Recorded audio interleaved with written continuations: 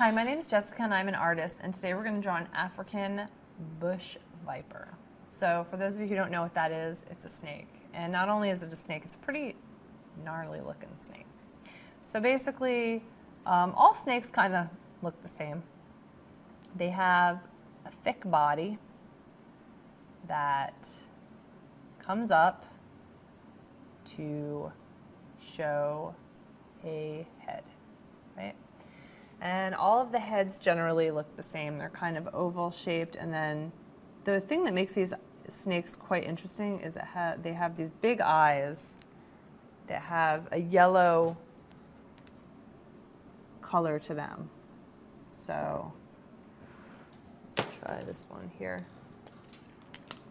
They have this yellow, and then they have a little diamond shape in the middle of the eye, like that.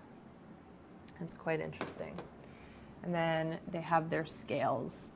So when you're drawing your scales, you don't have to get too detailed with this, but you can go through and do these kind of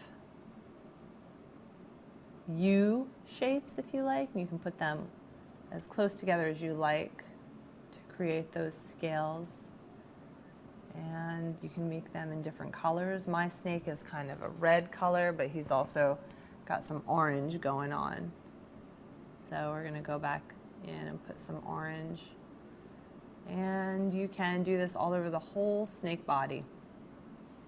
And then it's important to make his tail, or maybe this is a she, make her tail as dramatic and thick as you like.